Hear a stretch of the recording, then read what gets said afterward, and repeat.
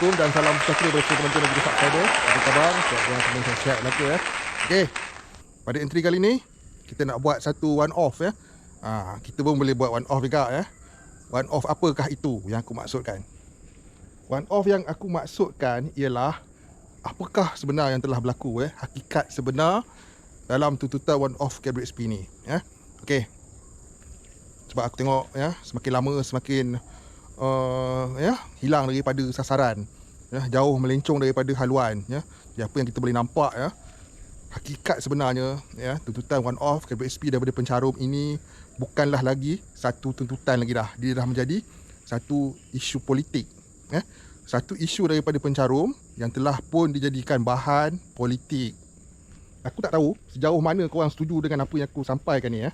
Tapi apa yang aku rasa, apa yang aku lihat ya, daripada posting yang terbaru daripada pihak sana, posting terbaru daripada pihak sini ya, semuanya ya, pusing-pusing kot mana pun ianya ialah berkenaan dengan politik ya. Okey, kita faham. Politik itu ialah satu keperluan ya. Tanpa politik tidak akan ada pihak yang akan mentadbir negara. Kita faham isu itu. Tapi apabila kehendak dan keperluan lah, kita panggil keperluan ya, bukan kehendak kita ya. Bila keperluan rakyat tu dijadikan satu bahan untuk dipolitikkan, maka isu itu tidak akan berkesudahan. Inilah yang dah berlaku dalam isu Cabinet SP ni ya. Bendanya mudah saja ya, tapi menjadi sukar kerana politik ya. Politik telah menyulitkan banyak urusan ya, termasuklah urusan permintaan pencarum ya, untuk menuntut one off Cabinet SP ni. Okey. Kita pun faham kerajaan yang ada sekarang ni ialah kerajaan yang kita orang cakap kerajaan campuran, dan ialah sokongan tu bersyarat ya, sokongan pembentukan kerajaan ini bersyarat, dan ialah menteri pun daripada pelbagai-pelbagai parti. Maka kita faham sangatlah ya.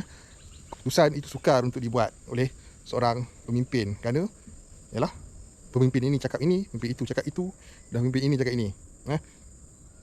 Okey, walau bagaimanapun ya, ada satu perkara yang kita perlu faham ya. Keperluan pengeluaran ini memang perlu dilaksanakan ya. Pihak Cabinet SP sendiri pun dah pun ya, macam-macam lah kan, menidakkan. Dan baru-baru ni baru lagi ya, pihak pakar ekonomi juga ya sudah pun meramalkan ya, yang berdasarkan fakta-fakta ya, Cabinet SP ada untung banyak ya dalam pelaburan aset dan sebagainya, pasaran modal. Jadi dividen dijangka akan dibagi baguslah ya. Ramalan mereka 6% ya maksimum, dan tidak akan kurang daripada 5.2%. Itu jelah angka yang agak tinggi ya. Dan walau macam mana pun Cabinet SP tetap mengaut keuntungan juga daripada hasil pelaburan mereka menggunakan wang pencarum. Okey, jadi pusing-pusing kok mana pun sebenarnya Cabinet SP mampu untuk membuat pengeluaran one off ya, tapi dinafikan oleh pihak yang aku tak nak sebut namanya, korang pun dah sedia maklum namanya siapa kan. Dan ia diperjuangkan oleh yalah Tuan Azmi Bugis, pro rakyat dan sebagainya ya. Dan bila dia menjadi bahan isu politik ya, maka itulah sebabnya yalah dinafikan ya. Dan memorandum pun pernah dihantar kepada Datuk Seri Najib senyap macam tu saja ya, semuanya kerana politik ya, politik. Jadi apa yang kita perlu buat sekarang ni? Persoalan besar, apa yang kita perlu buat sekarang? Okey, persoalan apa yang perlu kita buat sekarang, kalau tanya pada aku, tanya pada pendapat aku ya sebagai seorang YouTuber, kalau korang tanya pada orang lain pun mungkin jawapan dia orang lebih kurang sama je. Apa yang perlu dibuat ya, oleh kita semua, tak kira lah anda semua, korang dan juga aku sendiri, apa yang kita perlu buat ialah ikut saja perkembangan. Okey, kita ikut saja perkembangan ya, sebab politik ni dia pusing kok mana pun akhirnya akan ada jawapan. Okey. Okey, apa yang perlu dibuat sekarang ialah ikuti perkembangan politik tersebut, dan dalam masa yang sama teruskan mendesak ya, diharapkan saudara Azmi Bugis teruskan usaha dengan berbagai-bagai cara ya, jangan hanya satu cara saja. Dan kita sebagai pencarum dan rakyat yang memerlukan sama-sama turut serta ya dalam platform apa sekalipun untuk menyuarakan hasrat tu. Itu yang aku nampak yang boleh dibuat buat masa sekarang ni ya. Just follow aja. Okey, sebab akhir-akhirnya kan tak mustahil, akhir-akhirnya lah kita cakap akhir-akhirnya tak mustahil lah. One off Cabinet SP ni akan menjadi satu bahan manifesto pula nanti. Kan? Tak mustahil jadi macam tu jadi bahan untuk manifesto ya, kandungan manifesto parti-parti yang bertanding dalam pilihan raya. Kan? Itulah adanya. Ya.